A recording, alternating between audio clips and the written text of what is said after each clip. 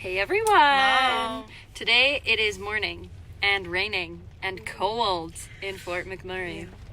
But that's okay, because we're going to Oil Sands Discovery Center. Woo! We're super excited. I've never been to this place before. I don't think you either. I've never been to Fort Mac before, Oh. so New for all of us. New for all of us. Yeah. We're gonna go Experiences. learn some stuff. I hear it's like the TELUS World of Science for them here. So Yeah, if you're from Edmonton, you know. So yeah, let's go check it out.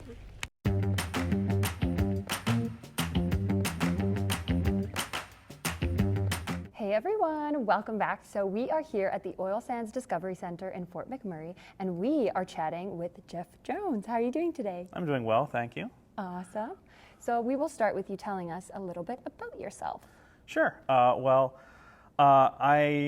got actually a degree in history back in '07, actually down in Massachusetts, because believe it or not, I'm actually an American citizen who is a permanent Wow. resident of Canada.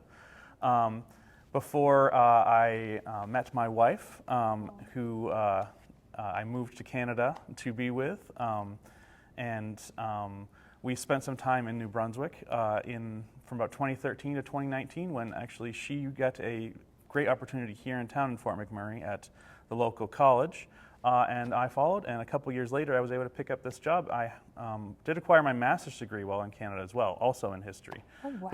But I've always had a dream of working in museums with the public and sort of being able to share my knowledge and talk to people about history and science and things of that nature. So you're thriving, doing exactly what you want to be doing here with Yeah. your wife? Yeah, That's so, absolutely. That's so sweet. It sounds like you've lived a couple different places in Oh, yeah. Canada and then in the States, I'm assuming too. Where has been your favorite place that you've lived?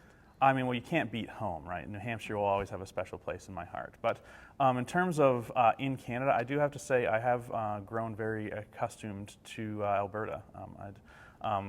Both up here in the north, but I will say that Drumheller down in the south, as a lover of dinosaurs and all things paleontological, even though I never became a paleontologist, that area as well has a special place in my heart. And I would like to make at least a yearly trip down to the Badlands there to spend some time in that museum. Oh, for sure. Drumheller is so cool. It's like, I feel like everybody's dream is Drumheller because it's so much fun. Oh, yeah. Have you ever been to Edmonton? Yes, I have been to Edmonton. It's pretty cool, hey? Yeah, we actually, just recently was there for a concert at the Windspear Center. It was a pretty nice experience. My wife and I like to go down there for that. But we also like to stop in at the Muttart Conservatory there in town. We loved going in the different pyramids. I don't know if you guys have been, but I'm sure you have. Yeah, we went. It's a standard field trip for Edmontonians, I would say. And we also did a video for Storyhive there too. It's Perfect. beautiful That's a and great spot for one, because it's a lovely, I love each of those pyramids. Great to see all the different things. I haven't been there yet when the corpse flower has been blooming. My wife looks at me funny when I say I want to be there for it, but I'm like, it's a rare experience, so what if it really, really smells bad? one day. I Yes. believe you'll get there one day when perfect timing. Yeah.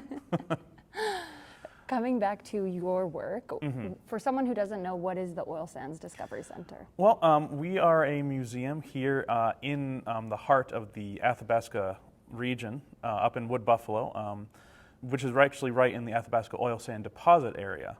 So we are here to sort of give people information about oil sand, what it is, how it's mined, what sort of uses it has, how we can get it out of the sand, of course, as well as looking at some of the impacts environmentally that have already happened, and some of the ways that we're looking and that the companies are trying to work at mitigating, future effects on the landscape. So a lot of information. Yes, we kind of cover the whole story from A to Z, or A to Z, as you say here in the north. Yeah, it's pretty self-guided in our exhibit hall for learning about this stuff. We do have our extra bits like our extraction demonstrations and our films that we do throughout the day that can kind of help people get some more information about the area. But it's all overall, it's a very exciting place to work. Yeah. How long has it been open? We've been open here since 1985. I have not been here that long. Then we had there was an exhibit hall renovation in 2002, and since then, we've been in the state we are currently. So I've been here for the past 2 years almost now, working in the exhibit hall. That's so fun. How long would you recommend people come for? Like if they were planning to come? That's a great question.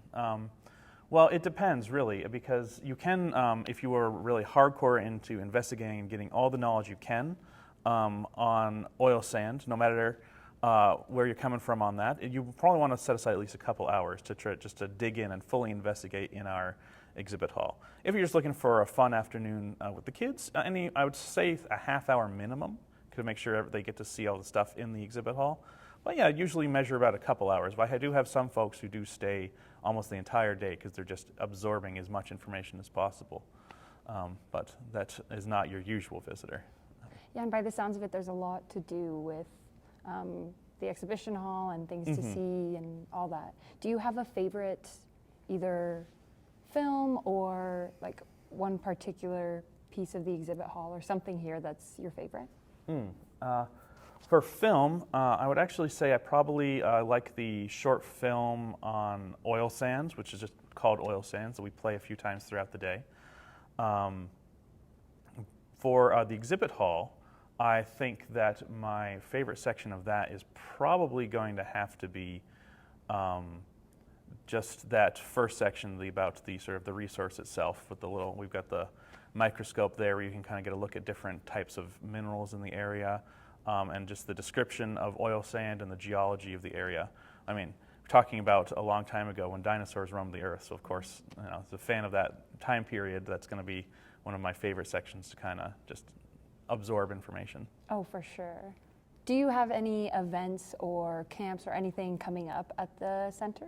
Yeah, actually, this summer we do have several summer camps that we're going to be putting on for local students. We have them sort of.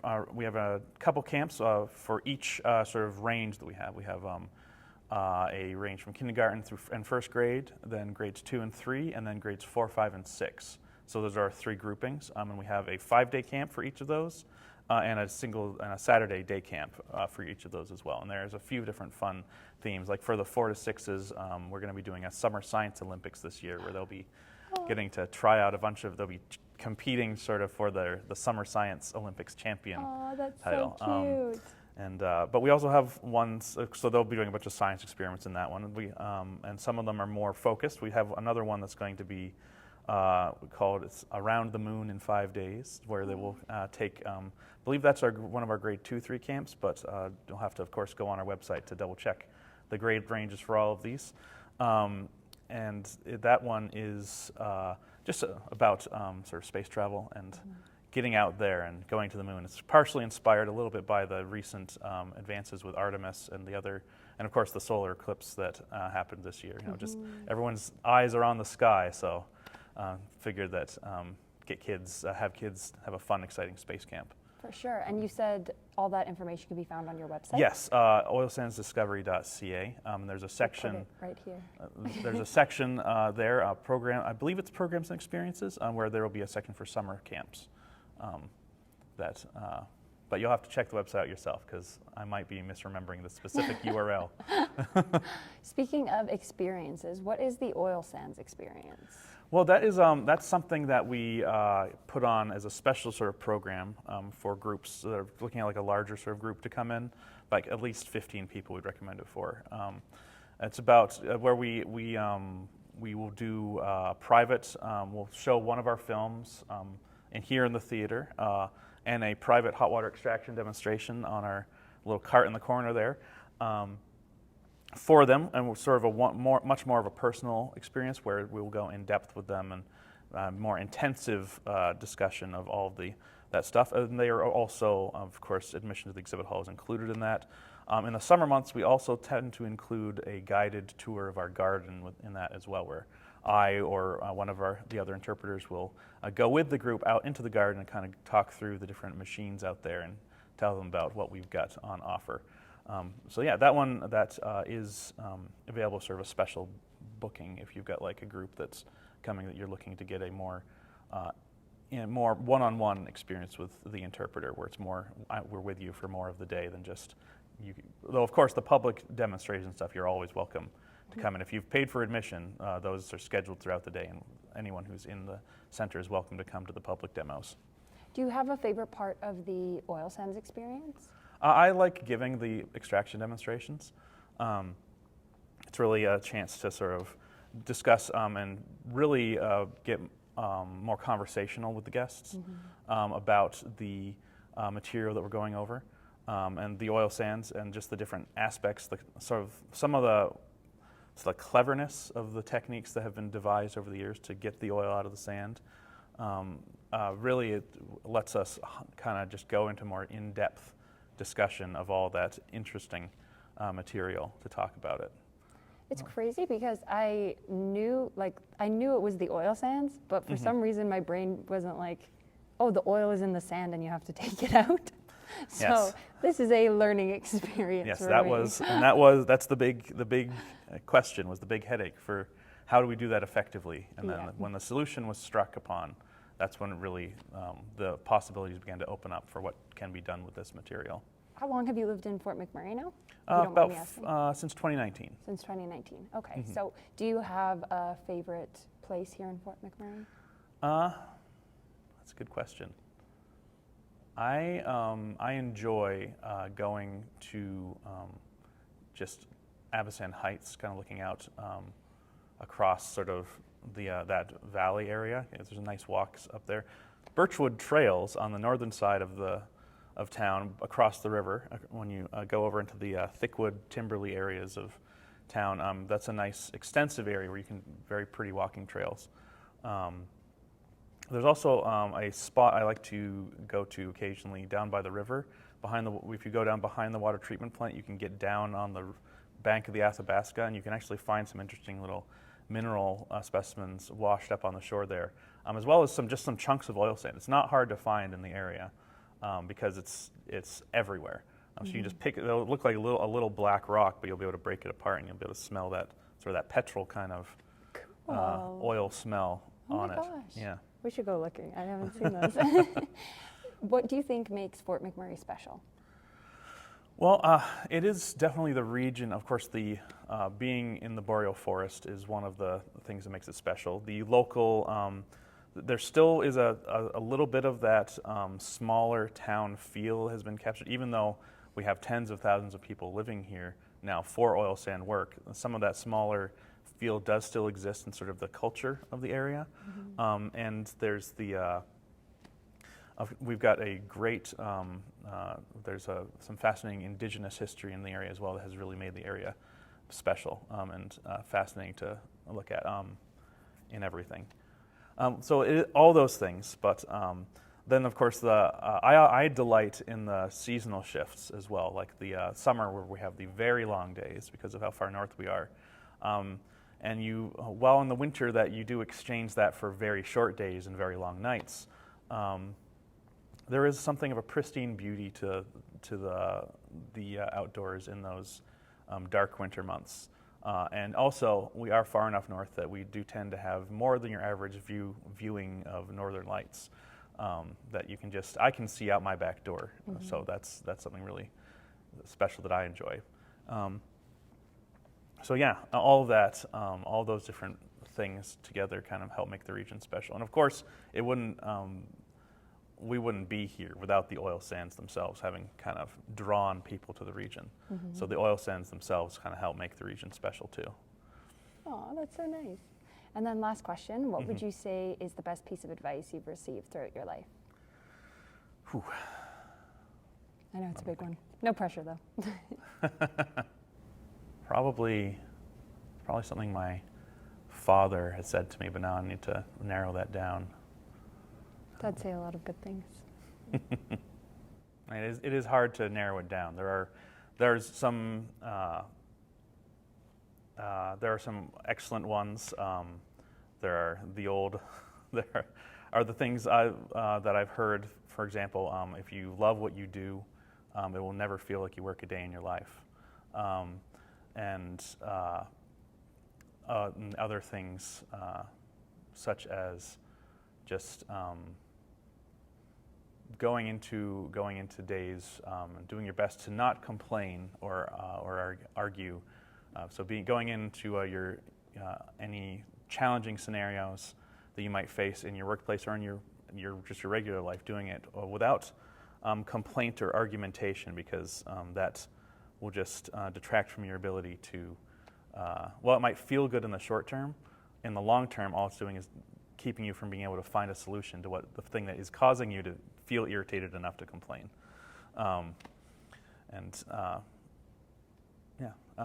don't know if that, I think combined with the first one, that would be best, I think. But I have tried my best over the years to do what I can to always be, approach all situations working heartily and regardless if it's for myself or for, say, the great province of Alberta here, because like I said from that first one, if you love what you do, it doesn't feel like work, and this has never felt like work to me. Aww. Being here. So. Perfect. Yeah. Thank you so much. You're welcome.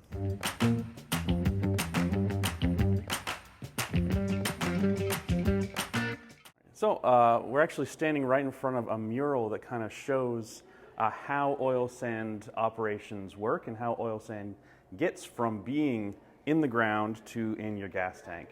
If you follow it from the top left there, you can actually see it starting with discovery, which you use a variety of methods for that, including things such as core drilling for sampling and seismic testing, just to try to detect where the oil sand is. Then excavation, moving across. And once it's been excavated, then we do need to extract the oil out of the sand. As we're coming back across here, we start to get into the chemistry portions where we get things like either refining or at this point upgrading. You can also see here we do have, this is where the water and the sand will go into tailings ponds, but the oil itself continues past over here down to refineries, where then you have your major methods of transportation right here once it has been refined. You've got tanker, train, and of course on the very bottom, pipeline. And the exhibit hall will kind of follow this same basic structure as we go through it, where we will start with sort of discovery in the resource, go through extraction and upgrading, and then but then we'll take a left turn into the environmental section as opposed to just following it all the way through refining. So yeah, why don't we get started in the exhibit hall? Yeah, let's go. So right here is where we would traditionally have the guests start. There's a little fun starting video here where it just goes over, again, what's going to be seen in the exhibit hall itself and just some of the stuff about oil sand before we get into it. From here, we can go straight into the exhibit hall, but there's also a section off to my left here known as the Play Lab, where we get a lot of the young children like to take a stop and maybe come back to sometime during their visit to the Discovery Center. Why don't we stop there first? Yes, please. So in the Play Lab here, we've got a lot of little interactive things for the kids to do. Maybe if they're feeling a little bored of going through the exhibits, they can come in here and do some coloring.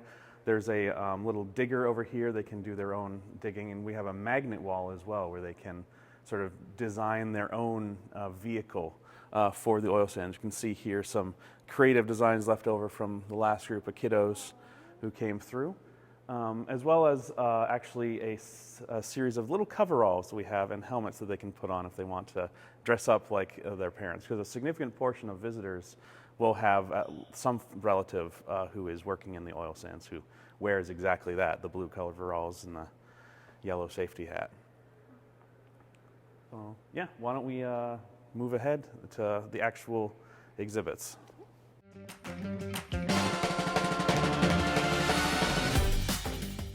So here in the first section, we talk about the resource itself, because oil sand is actually one of the largest known deposits of oil left on the planet. There's estimates ranging as high as 2.5 trillion reliable estimates of barrels of oil in the deposit, though we can only access a small fraction of that.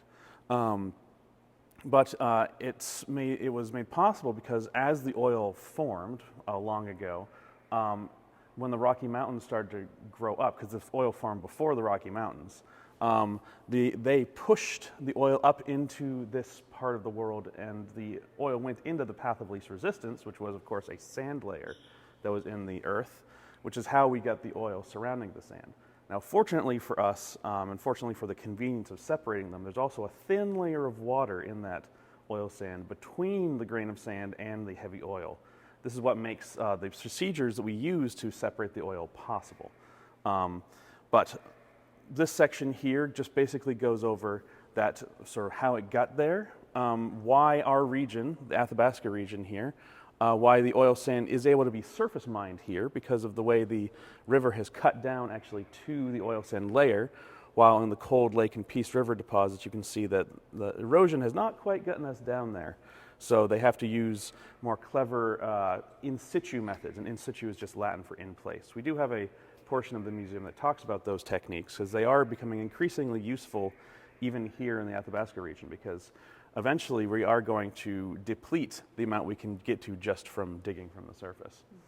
But that's sort of the resource itself. Why don't we now head on to how we get it out of the ground, how the mining works.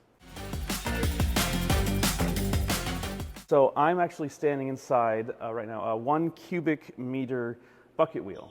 This is from one of the earliest oil sand excavation sites known as Bitumen, which is a historic site here in Alberta. That was where they would scoop it out of the ground. Now, getting it out of the ground in large enough quantities has mainly been the issue, because oil sand, you need to mine it in massive amounts in order to make it economically possible for you to really sustain your business. Because you only get, oil sand is usually somewhere between like 10 and 15% oil. So most of what you're digging out of the ground is sand. Bitumen was one of those early sites, and unfortunately, did not end up, it had to shut down eventually, but things like this inspired the later activities once they figured out ways of properly extracting the oil from the sand, and then they figured out how to scale it up. The modern day bucket wheels, I say modern day, they don't use the bucket wheel anymore, but at the height of the bucket wheel, it was 60 cubic meters as opposed to this 1 cubic meter bucket. We have an example of one of those actually out in our equipment garden if you guys have a chance to get out there. They would dump these enormous buckets every 60 seconds into huge windrows that these other huge machines known as bucket wheels. This was a drag line would be the first thing to pick things up that would use these huge buckets. Bucket wheels would come along and they use a big series of buckets on a wheel, scooping that oil sand up onto a conveyor system that would take it back to the extraction facility, where we would go into the next stage of the process. Nowadays, they use trucks and shovels, and the trucks are absolutely massive. The shovel is even bigger. We'll see an example of a sort of a small haul truck later here in the exhibit, but for now it's just, we'll leave it to the imagination of you and the viewer. But why don't we next head to take a brief look at extraction.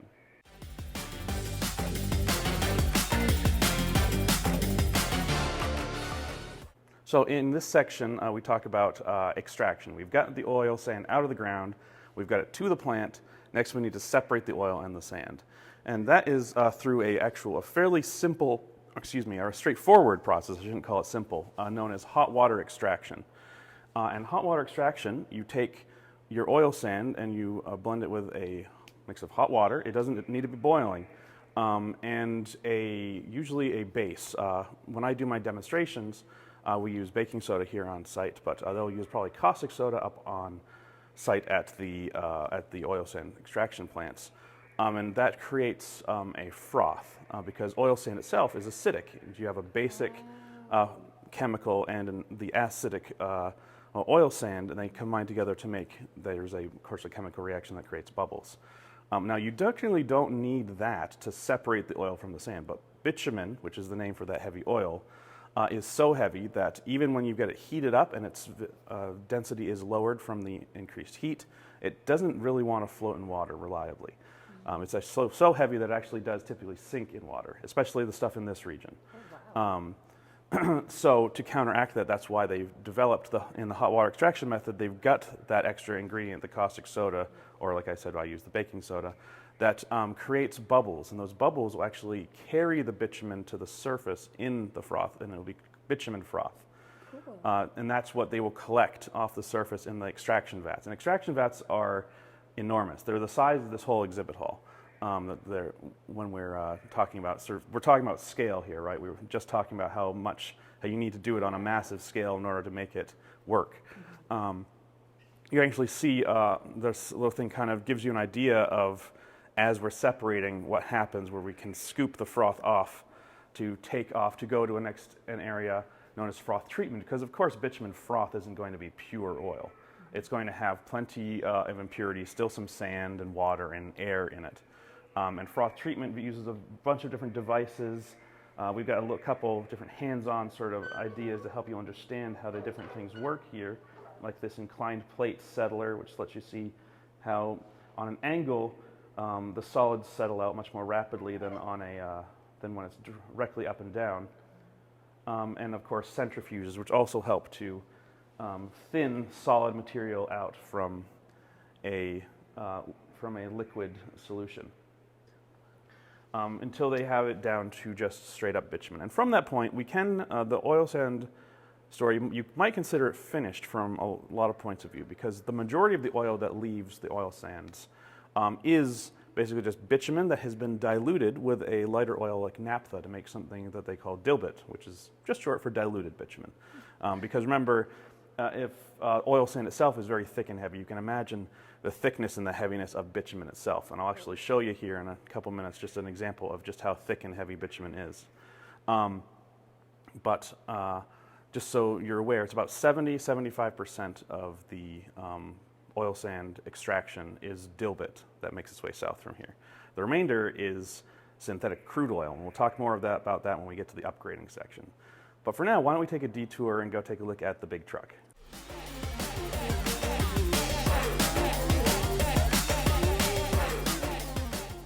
This here is actually an old haul truck used in the oil sands back in the day.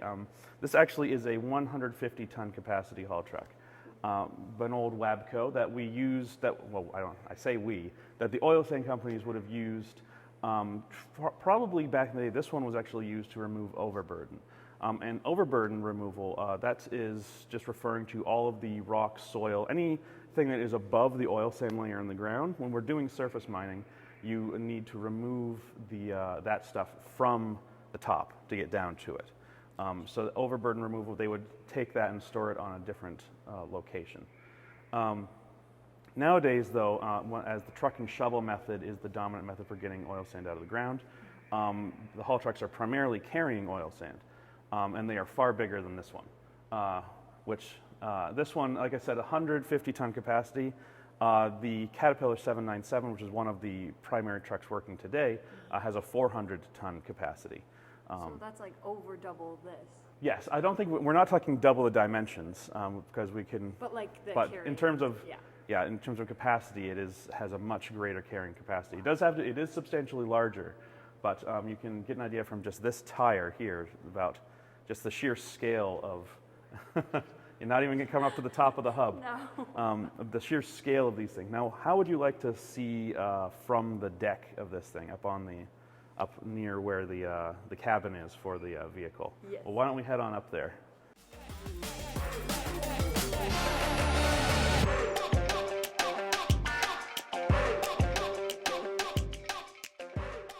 So here we are up on the deck. This is that cabin right there is where obviously the operator would operate this huge vehicle and just be hauling this. And like a regular dump truck, the bucket does raise and drop. When they need to dump their load, it does raise up. So they have to have huge, impressively sized hydraulics to be able to work this thing. I mean, this is one of the small ones. So they had to go to a whole bunch of different engineering challenges just to get through and make the 400-ton ones operate. Even like practically redesigning the tire, even because of how much weight it had to carry while carrying its own weight as well. This site here, we also, because this is a favorite actually among a lot of the young folks who come to the Discovery Center, they can choose a time of day and a mine location for our video screen to display while they sit in the driver's seat and take a ride as if they themselves were being a real haul truck driver. And you're of course welcome to take a seat in there yourself just to experience it here. I would love to. Let's go sit.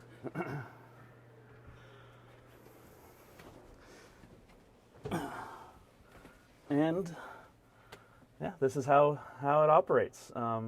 We've obviously none of the dials really work, but you can. The most powerful tool we have here at the Discovery Center is imagination, and this right here fires the imagination of countless young folks every day. This is so cool. All right. Would you like to now see, we'll take a little stop and see the difference between different types of bitumen before we talk about in situ? Perfect. Well, why don't we hop on back out here and head on to the next section.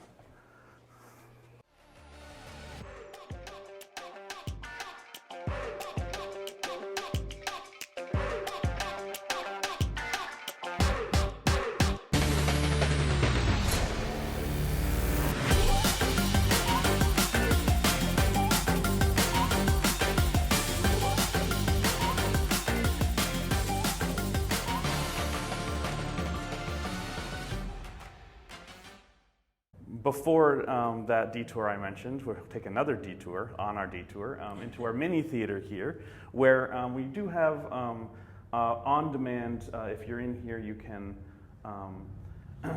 watch a couple different films. Neither one is particularly long, about 7 minutes for the shorter film, which is on that Bitch Amount site that I mentioned. The longer film is about 14 minutes, called Quest for Energy. It's a classic film we have about some of the geological reasons for oil sand being in the area, as well as some of the methods and a brief history of how the oil sand industry kind of came into the region. So yeah, this one is whenever you're in here, you can press one of the buttons and start one of the films. We do have through the day, you may have seen it in the schedule that was behind us when I was talking about the mural at the start of this tour. We have different films that we play as more of an official, like as a scheduled time. Like we have a film known as Oil Sands, we play in our big theater, and another longer film, a documentary called Pay Dirt, which is about the history and development of the oil sands that plays also throughout the day. And of course that's also where we schedule our hot water extraction demonstrations, is in and around those two films. So why don't we now head on over and take a look at that bitumen I was talking about. So I mentioned how incredibly thick bitumen is. If you wanted to give a try to, this is bitumen, you might be able to find it in its raw state. If you wanted to try moving the little vial around here, the little, well not vial, but the sort of the rod we've got dipped in the oil, you're welcome to give it a try to see just its thickness. Yikes. So you can imagine why they needed to come up with something other than just it to try to run it through a pipeline. Oh my God. You can see now. You can see try the heated bitumen and see how it is easier, but still difficult to move. Oh, way easier, yeah. But like, still not great. Right. So why don't you come over here and try out the diluted bitumen that's been diluted with some naphtha. Oh. And so you can see the significant. This is why that is done, to make sure that it will run easily through the pipelines. So I thought you'd like that little visual demonstration, but why don't we head into in situ and talk about a whole different type of oil extraction from the ground, one that doesn't require any excavation from the surface practically at all. So in here, we're standing in front of actually a little diorama that describes one of the primary methods that in situ is done here in the region. Now, in situ is, like I said earlier, just Latin for in place. And it refers to a type of oil sand mining that from the surface looks very much like your traditional oil retrieval from the ground. But there is a few differences, because remember, bitumen is still bound up in the sand, so they needed to find a way to separate it from that sand while it was still underground. This is where they came up with the technique in the 80s and early 90s. They had a test facility north of town where they perfected a technology known as steam-assisted gravity drainage. It involves, as we can see here, you've got two pipes that are drilled into the ground at an angle so that it can actually extend horizontally into the oil sand layer. Now, pipe number 1 here, the one that is on the top, is where we inject our steam. It's low pressure steam. There's no need for it to be high pressure at all, because all we're trying to do is get the steam into the layer. Because what it's going to do when it's in there is just transfer that heat right into it with the water, so it's going to act like a hot water separation. And sort of get that to separate from the sand, and then because of the nature of gravity, it will begin to trickle down through the layer. Now this is where our lower pipe comes into play. This lower pipe is a siphon pipe that will collect the melting bitumen and water sort of slurry mix and pipe that back up to the surface for separation of getting it further purified, so you get the water and anything else out of it before you have then your bitumen, which you can then dilute with naphtha for further piping. So this technique has actually rapidly grown in the last couple decades, to the point where now about half of all the bitumen in the area is actually retrieved through methods such as SAGD, which is just the shorthand for steam-assisted gravity drainage. Down in the cold lake area, they'll use a method more like this, which really looks from the surface like your traditional oil retrieval, because it uses pump jacks to pump steam down into the layer, where the steam will then kind of like sort of percolate, seep into it, melting it, and then they will reverse then after a certain amount of time. Once they've got it sufficiently melted to a point where it's easy to pump, they will switch it to, instead of injecting steam, to siphoning, and they will pump the oil up to the surface. And those two methods are the major ways by which it can be done at deep levels. Now, these levels, this is just a sort of, again, a facsimile. It is very deep. You go far deeper with in situ methods than you can with surface mining. Surface mining can only really go to 70 meters depth, which is still pretty deep, but we're talking reliably around 200 meters depth is where this stuff starts to be really effective. And because it starts to be really effective there is kind of a no man's land between the two methods where neither one is considered viable, which is part of why only some of the oil in the oil sand deposit is considered a proven resource, because we can get it, and we can get it in a way that doesn't break the bank. So yeah, this is how we get the rest of sort of the other technique for getting the oil out of the ground. What say you to talking a little bit about some organic chemistry and talk about upgrading, which is... I failed Chem 30, but I think we should do it. All right. That's okay. I'm not going to talk to on a organic chemist level, because I'm not one of those myself. Perfect. This is cool. This seems like so much easier than the other way. I mean, probably not, because you have to put the pipelines in. There are costs. There are trade-offs to every method. Obviously, does less surface disturbance, but because you have to heat the water up higher, it has a higher energy input, and so theoretically could actually have a higher carbon footprint for doing it that method, depending on your method of energy for boiling your water. So that's really that's one of the trade-offs. And while it doesn't do as much direct surface disturbance, like not as much pits, you are getting, there will be some more forest cuts. You do get more forest fragmentation as opposed to just forest being taken away, which also affects life in different complicated ways that are often difficult to fully predict. But obviously they're there are ways that they're looking at of trying to mitigate those effects. Now, upgrading is that process. Remember I mentioned synthetic crude oil, which is also derived from bitumen. Now, it is actually, it is bitumen once you've done a great deal of chemical processes to it. To make it, essentially what you're doing is you're taking this super heavy and sour oil, heavy because of its high density and, well, like I said, how it sinks in water, and sour because it's actually high in sulfur, and you're going to convert it into a light sweet oil, so low density, low in sulfur. That is much easier for say a medium or light oil refinery to handle. So you have to break bitumen down as a first step using a variety of processes. We have the whole process sort of generally very briefly discussed here. You have thermal conversion or catalytic conversion, two different methods of cracking the molecule, which you can then go straight into distillation, because once you've cracked the molecule, what you have is a jumble of other molecules that are also oils, but they're just shorter hydrocarbon chains. If you actually want to take a look here at this is a model of an asphaltene, and so this isn't bitumen. This is actually a molecule that is only about a fifth the size of bitumen. It can be a component of one.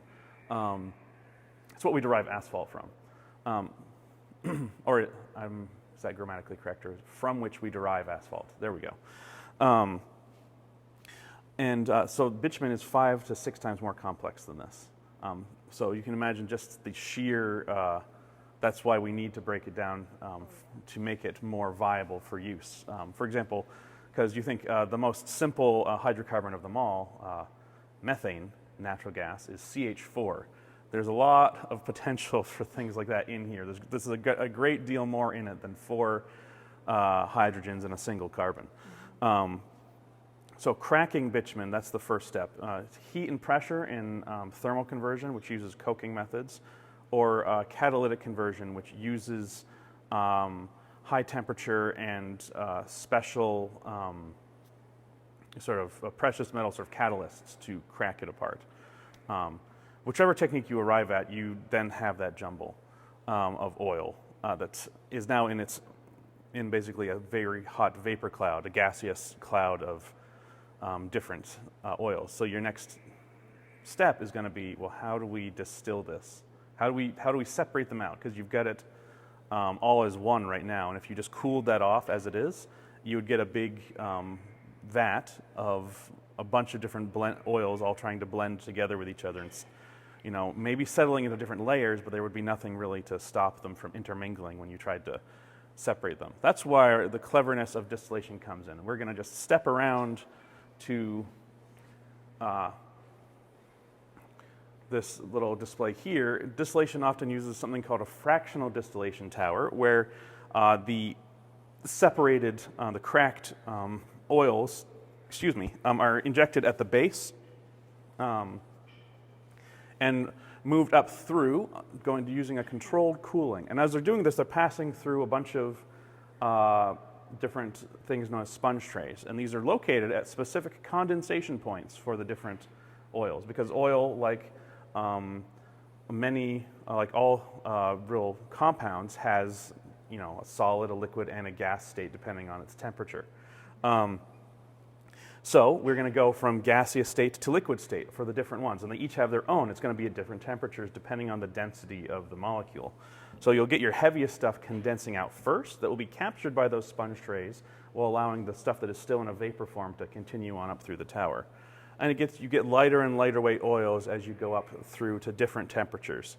So you're able to separately distill and draw them out using this method to be able to have everything separated out nicely. The organic chemists are going to step in, use a variety of additional processes, one of them known as hydrotreating, to stabilize the molecule, but they're also going to recombine it to craft synthetic crude oil, which would then be the final product to go to the refineries. A lot of, this is the remaining 25 to 30%, correct, that I said. About half of this stays in Canada and goes to refineries here in Alberta or in Ontario and Quebec. the remaining half would go to the United States, which are the biggest trade partner when it comes to oil and the oil sands. So, yeah, that is kind of the upgrading section in a very brief nutshell. Very complicated subject that I will not pretend to be an expert in. I do have some knowledge, but it is, I would call it just above layman's in terms of where we are with it.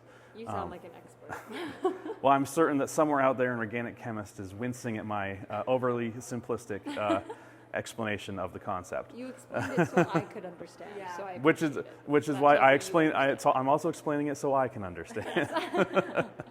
Well, why don't we move on to the next section of our exhibit hall?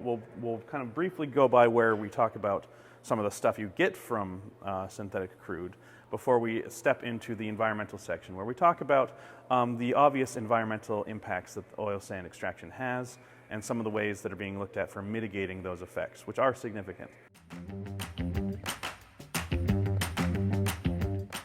So this year we talked about synthetic crude and how it, well, as we see from the label, it is the star of the show because it is a fascinating product that required a lot of innovation to get this heavy sour oil into a light, sweet form that your lighter refineries are capable of handling. In essence, it opened up a lot of the Canadian market because Canada does not have a significant number of heavy oil refineries. And of course, it can be transformed into any number of sort of fuel sources, gasoline, kerosene, which is jet fuel, avgas, of course, diesel, and your home heating oils. All can be derived from synthetic crude or other petroleum products. But there are other things as well that can come out of bitumen or other or any petroleum product, really. About a fifth of the world's oil goes into non-fuel based uses, things like synthetic fibers in clothing, or the plastics that exist, say, in our eyewear, or just about every device we have in our households or vehicles. And that is made possible because of the oil industry. That said, there is a cost to it, and we're going to talk now about that in the environmental section here. So why don't we head over there next?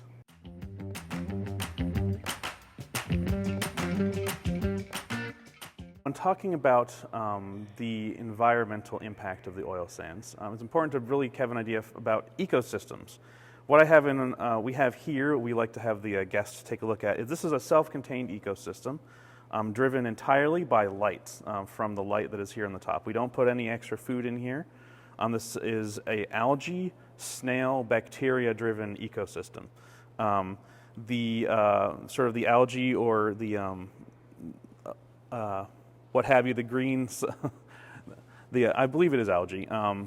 We have occasionally introduced plants, but most aquarium plants don't adapt well to this particular ecosystem. The algae feeds the snails, which you can see some of them here on the rock. They're the larger fellows right there. There are also some smaller ones on the glass. They feed off of that. They also feed off of detritus, just decaying organic matter from themselves and from the bacteria that exist in the area. The bacteria, of course, eat the decaying matter and produce waste product, which in turn is consumed by the algae from the root structure when they're on the bottom here, as they absorb that and make more using light and the energy from that in the water. And of course, the interchange between the plants will produce oxygen as a waste that is ejected into the water that the snails will, of course, use for their biological processes. Well, they produce CO2 as their waste product, which the plants in turn will ingest for their photosynthesis. So self-contained ecosystem. Our Earth itself is also a self-contained ecosystem, and it's one that we need to work to make sure we maintain the balance of it. And that's something that has been an increasing focus in the oil sands in recent years, given the increased awareness of just how impactful oil sand mining and carbon emissions are to that balance of the global ecosystem. But I think this is an important place to start because this little bitty guy is very much the same as our big blue marble. So why don't we head down the way a little bit here, and we'll talk about some of the methods they're using to try to mitigate or try to reclaim the land to restore it to what it once was.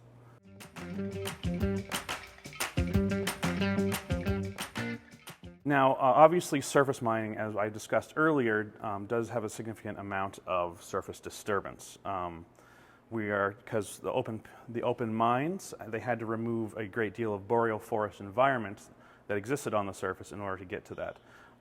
They are required by terms of their lease with the Alberta government to restore this to a usable, self-sustained ecosystem when they're finished, which is very much easier said than done. Because once you've had this ecosystem lying fallow for a few decades, which is the length of lifespan of a lot of these mines, restoring that does require a lot of pre-planning and a lot of little techniques to try to bring the forest back. And one of those involves the use of nursery plants here.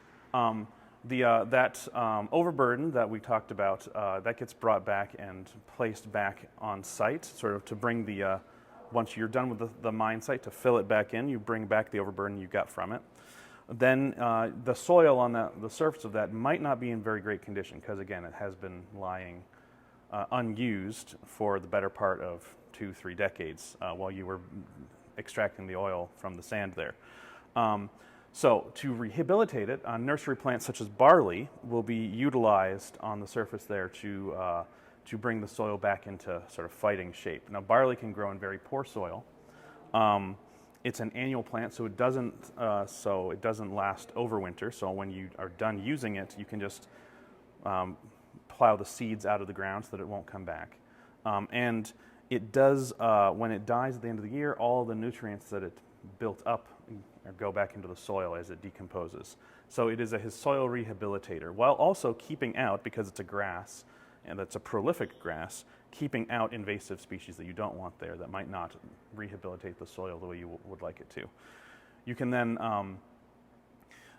use it, so you use it to rehabilitate the soil, and then you can begin to reintroduce your indigenous plant species, because they do need to get back, your native grasses, bushes, plants, and of course you need also bring back in all the biological, all the organic life that isn't plants, insects, your decomposers, so like the snails and things like that. But also then you get your small mammals, your birds, your larger mammals, and your really large mammals like the wood bison. They all need to eventually migrate back into the area, which is an ongoing difficult process because some of this you can accelerate the process of. I mean, you can use barley to rehabilitate the soil at an accelerated rate. But other things like the growth rate of trees, that is not something that we can really impact. And in a northern climate like this, there is a shorter growing season. So there is a definite time investment in rehabilitating the land that they do have to take into account when they're working on restoring the ecosystem to what it once was. But that is the point of this, is to kind of bring to everybody's attention the fact that there is research being done, and there are ongoing methods. This area only touches on a little bit of some of what's actually going on. I encourage everybody to kind of look into a lot of the efforts that are currently underway at mitigating the environmental impact of the oil sands, because they are aware of the difficulties, the challenges facing the planet over the next century or so, and working to try to figure some ways to make sure the oil sands aren't being, well, they do have an impact on the planet, but trying to mitigate that is the goal that they're currently working on. Yeah, that's really the exhibit hall and the purposes going from sort of start to finish. Behind us actually is, off to the side there, the exit back out into the main lobby area.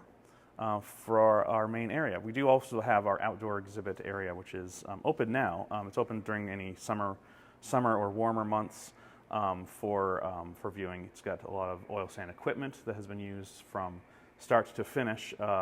Most of the equipment out there is from sort of the 70s and 80s era of the oil sand mining period, but it is gives you a good idea of all the different techniques and machines that are required to make this possible, from digging down to the oil sand layer to managing tailings ponds, which is another one of those methods by which we try to make sure that the water and sand get properly taken care of after extraction. We're going to try to see that one afterwards. Hopefully it's not raining too hard. Indeed, yeah. Okay, awesome. Well, thanks for coming through the exhibit hall with me. Thank you for taking me.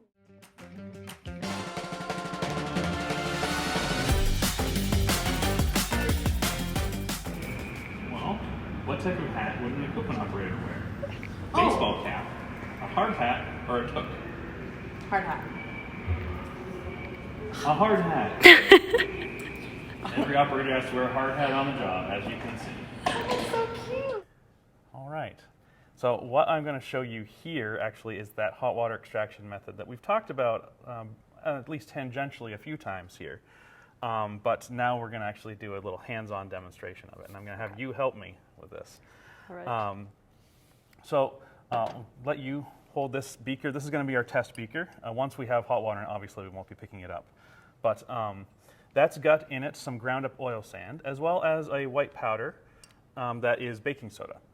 These two ingredients are going to be what makes our extraction possible. If you want to set that back down on the table, pick up the one that's just the oil sand there. This is just some oil sand as you might find it in the wild here on Fort McMurray. Like I said, it's not hard to come by. You can find it by the riverbank.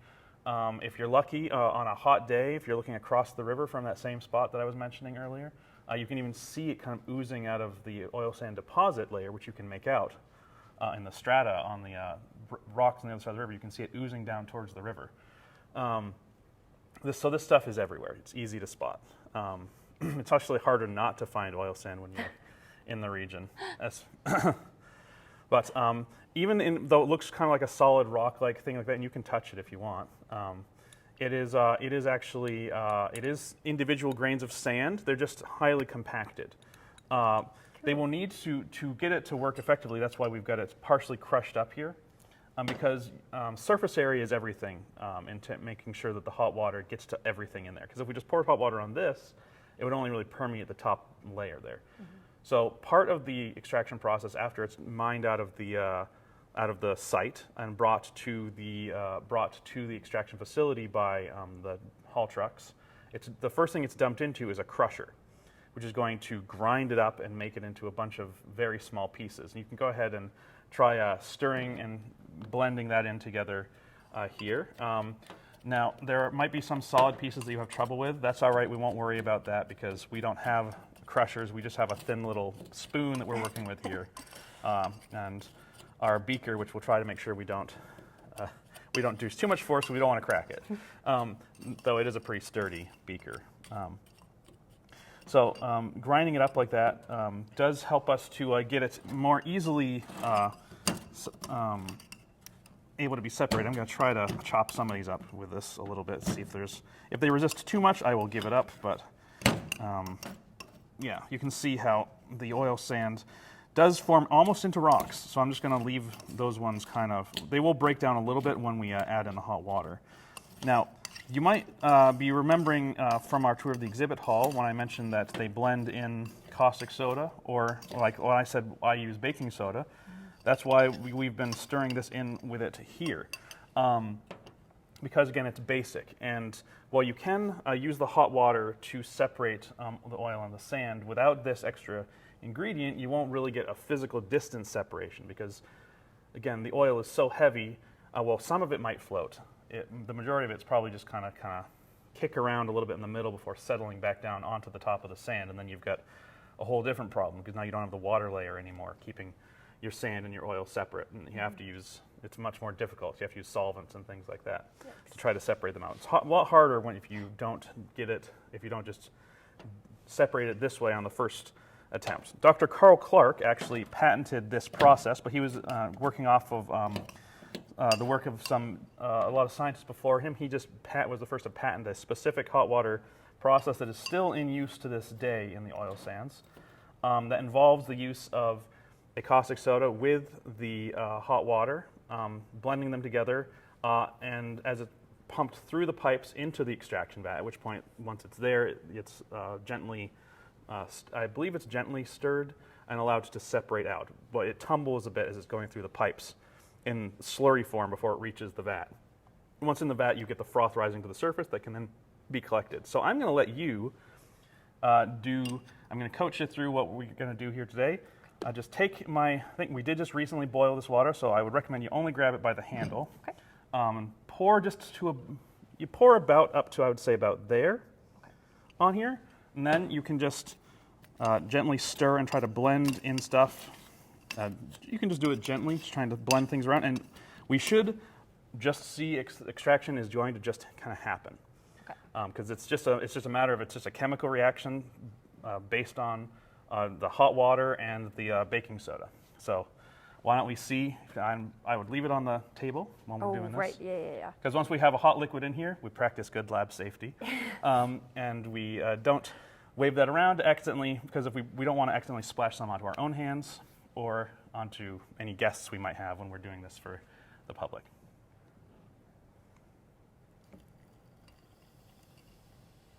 That. Just a little more. Perfect. Go ahead and set it down. I'll move this off to the side for you. And Whoa. you can see coming to the surface here, that's what's coming up is bitumen froth. It's not pure bitumen. That's that solution that's made up of bitumen with the gas from the baking soda reaction, as well as some sand still and some water. You can also hear how abrasive the sand is. It's primarily a quartz sand, which is actually incredibly hard, and which is why it's such high maintenance costs on everything. And for those of you at home who don't have smell-o-vision, because they never went through and invented it, you do actually get the strong petrol smell coming off of it right now. And you notice it is kind of a sour, vaguely unpleasant smell as well. That's actually partly where they got the term for it being a sour oil from. Oh, really? Back in the day, it was things like that, and also when they struck oil, a taste test would be able to tell you sour or sweet. It would be almost hard not to get it in your mouth, though, when you see some of those old geysers on the old towers when they would finally strike an oil. Well, so what I'm going to do now is I'll take over for you here. So Awesome. We've got some great froth on the surface here. I'll just scoop some out, and we can get that on the cloth, on the little paper towel here, so you can see. Now remember, like I said, this isn't pure bitumen. This is still the stuff that would need to go through that froth treatment that we've been talking about. You did a really great job there. We got a really good amount of Thank you. froth off of the surface of this. I have a new calling. And it is just that easy. That's it. That's all. You can do this properly supervised if you have your own oil sand that you've got ground up with baking soda. Because it's just a simple, but now they're using caustic soda on site because it's more efficient, but obviously that would require us to be wearing protective gear, so we're not going to do a full one-to-one duplication. With a little beaker is also technically would be the size of the exhibit hall to make it for a full accurate demonstration, but like I said. So yeah, this here is bitumen froth. I'll leave that here on the table. Maybe you'll get a close-up of that later. Now pure bitumen is much more difficult to work with than. You can see the number of spoons I've got captured in here. Bitumen is a highly viscous liquid. I can hold this over my head, and I'm not particularly worried about it falling out and dripping all over me. It's thicker than molasses. And you can see there is some on the sides of the beaker as well. You can see it's a sticky substance that I'm gonna just hold this one. So we don't want to get bitumen, because it does require some extra. You need to do a little bit of scrubbing to get it off of your hands, and you don't want to get it on your clothes at all. Bitumen, this is why they wear coveralls and protective gear. One of the reasons they wear all that up on site, because you don't want to get it all over everything. Now, so thick, you might be thinking, well, remember this is why it gets diluted. We also have that demonstration in the exhibit hall for just the thickness of bitumen versus dilbit, to show that this is just this would be a huge headache if we tried to move it through a pipeline just as it is. But when you've got dilbit, you're able to do a lot to try to mitigate that and keep it from being just clogging up a pipe, because it would just clog up a pipeline. Oh, for sure. Now, heating it does lower the viscosity, but that would be very cost prohibitive to do over hundreds or thousands of kilometers of pipeline. Getting from here to Edmonton would be very, very costly to have a heated pipeline that whole distance. Now, they can do it over short distances up here on site, like moving bitumen from one spot to another over maybe a kilometer. But I don't even know if they're that long. I think there are a couple examples of heated pipelines, but it wouldn't be financially wise to have to try to maintain a heated pipeline over the whole province. Yeah. So dilbit is the much simpler solution to that. And that dilbit, most of that goes to the States. I remember I mentioned earlier that 70 to 75% of what's produced, about 90% of that goes to refineries in the United States. Gulf Coast and Midwest. I believe that eventually, when the Trans Mountain is finished, that is theoretically opening up the West Coast refineries in California as well. I think that's, as of filming this, I think that's actually theoretically within a couple of days of opening. But I'm actually not fully up on that. So perhaps by the time this films, other things will have happened, and it will be fully open or something else. So the U.S. is the majority customer of the oil sands by far. They have the refining capacity with heavy oil refineries, and actually the first major investor in the oil sands was an American, J. Howard Pugh. He was the founder of the Great Canadian Oil Sands that is now known as Suncor. Wow. He was actually he was an American industrialist and financier from, I believe, Pennsylvania, who was the man behind Sunoco. Now you can see the similarity with the names. You got Sun Oil Company with Sunoco, and then the Great Canadian Oil Sands is now Suncor. Where you can see his influence has remained even after his, I believe he passed on in the 70s, but it was one of his major dreams was to see the oil sands become a reality and a viable economic prospect. So long-standing history of cooperation between the U.S. and Canada on oil sand production. Part of the reason that, of course, that it's the major purchaser of oil from the sands. Though, like we mentioned with upgrading synthetic crude oil does go to the States as well, but we do keep more of that in Canada because Canadian refining capacity can handle the lighter oil more easily than what we have of the dilbit. And we actually do have here also some examples from that upgrading process. We talked about that briefly while we were going through the exhibit hall, but here I have a piece of petroleum coke. This is actually, it is used in the thermal conversion method of breaking the bitumen molecule. Remember we mentioned we have to crack that? Yeah. This is both used as a fuel to do that, and it is also a byproduct because as you're heating the bitumen up under high pressure and a high heat cause it to fracture, it loses some carbon and some other atoms as well, but it's primarily carbon, and it might be lighter weight than you're expecting it to be. Looks like a heart. It is, actually. That's a piece of delayed coke.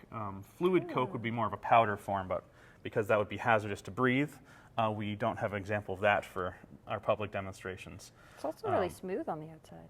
It would have been accreting on the interior wall of the drum before they scraped it out to collect it. They did used to burn this a lot more. It has been being phased out in favor of natural gas sources because natural gas burns cleaner than coke. Because coke that will have some sulfur in it as well as other things as well, which make it a bit of a dirtier burn than otherwise. More like a coal burn, which is of course coal tends to burn a little dirtier than natural gas because again, like we said, natural gas is CH4, the simplest hydrocarbon of them all. You can't get less complex in terms of a oil product than that. So yeah, so they have been stockpiling it. It's also they're looking at ways of trying to figure out ways to deal with it, other than burning it, because they're trying to phase out that portion of their use of it. The gas itself goes into that fractional distillation tower once you've got the bitumen broken down into that cloud of hydrocarbons that I talked about. As a sort of a visual demonstration for helping us see that, fractional distillation, I like to sort of put these one on top of the other to sort of show the order in which these oils go from heavy to light as they get distilled out in the tower, and when it's being cooled and it's captured by the different sponge trays.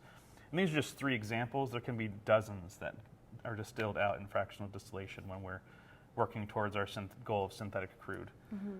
These oils would then be able to be used as feedstock to help make the synthetic crude molecule. Now, if we rewind back, because we did talk a lot about synthetic crude earlier, so we can kind of leave that there. If we rewind back to what's going on with our water, we can see that we're actually starting to get some settling. Now, this is where we can talk about we can do a more direct talk about environmental costs. One of the costs of hot water extraction is that it is very water intensive. It takes 3 barrels of water to make a barrel of bitumen. So you can imagine then since that is so intensively uses a lot of water, they do need a massive water source. And while they do have the Athabasca River right next door, there are strict limits on how much fresh water they're permitted to use for this. I believe the last estimate I saw when I was doing my research on this was 2% of the annual river flow, and I'm not certain what year that was based on, because of course year over year river flow will change. So the rest of it they have to make up with recycling water, and they can accomplish that by using water out of their tailings ponds. Now, directly after extraction, the water and sand that you see here in the bottom layer, these are blended into a slurry and pumped into those tailings ponds, and the goal in there is to get everything to separate out so that you get the water clarified and all the fine solids can sink to the bottom. This is the first step in that reclamation procedure. It is challenging because in that thin layer of water I mentioned in oil sand, there's clay. And clay loves water. Clay is something known as hydrophilic. It prefers to surround itself with water molecules as opposed to other clay molecules. So as you can notice right now, it is still fairly cloudy, and it is not really settling very quickly on it. You actually can also see some bitumen start kind of bobbing back and up and down in there as it sort of starts to sink back down towards the sand layer. Now, the clay and the other fine materials, left to their own devices, will not really settle very quickly. They might settle into something known as, you can actually see here on the top of the layer, you notice how there's like a semi-fluid clay layer on top of the sand? That's beginning to form something called fine fluid tailings, which is sort of just a clay layer that will eventually, if left still undisturbed, will degrade into something known as mature fine tailings, which is got the consistency of kind of like a mud yogurt. And that is extremely difficult to dehydrate, essentially. They have to dredge that out of the pond and use a centrifuge to kind of thicken it up more and then sort of spread it out like frosting on a cake to then let the sun bake the water out of it before they can recombine it with the rest of the sand. So in order to avoid that, because if you leave mature fine tailings, they were estimating up to over 100 years for that to fully get all the water out of it and get the clay to actually recombine with the rest of the sand. They've had to devise some methods to overcome that using gypsum has been used. They've also designed some inert polymers to do the same effect, to basically overcome clay's hydrophilic properties to get it to clump up with other fine solids and settle to the bottom. And this is important because tailings ponds are considered contaminated. And part of the reason they're considered contaminated water is that some of those other fine solids are heavy metals, things like lead, nickel, vanadium.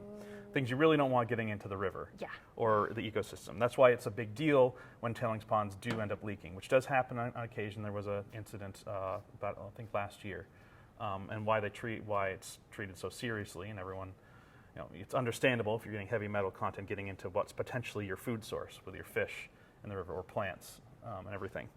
So that's why it's important to try to make sure tailings ponds remain sealed off away from the water that you use.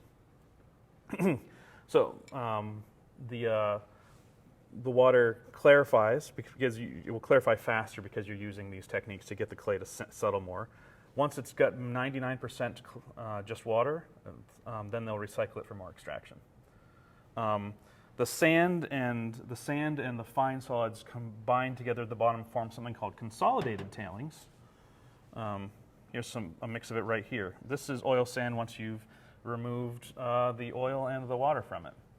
Just looks like regular sand. This can be one of the techniques for reclamation puts this back where you got the oil sand from, and that before you rebury it, you add the oil, the overburden back on, to then begin the difficult process of restarting that ecosystem on the surface. So that's that in a nutshell. That's kind of the extraction story from start to finish. Though I did gloss over a fair few bits of it. But did you have any questions for me about any part of that process as we were going through? I think everything made sense. We were talking about this before, but I did not know all this happened. Like, there's a lot more that went into this than I originally anticipated. Yes. And it's so cool, like, looking at... And the inspiration for this technique, we really do have to thank of the natives in the area for being the initial inspiration, because they knew about oil sand and bitumen long before the explorers made it this far out here, and they actually demonstrated several of those techniques. One of which was when they were trading with Hudson's Bay Company, for example, that this stuff, if you heat it up, you could get a pitch could be gotten out of this oil sand that you could use to waterproof canoes. Oh, wow. At the same time, heating it produced a sort of fume that seemed to repel insects, though it wasn't too nice to breathe in itself. Yeah. But so those techniques, that's kind of was the basis for it. So we know heat is the way to get it out, but then it was a matter of figuring out how else to get it further so that there's no sand whatsoever in it, and all that was the real focus of the early 20th century investigations, to get pure bitumen so that it could then be processed as a oil for the burgeoning new oil industry. Awesome. So yeah, Very cool. Thank you so much. you're welcome.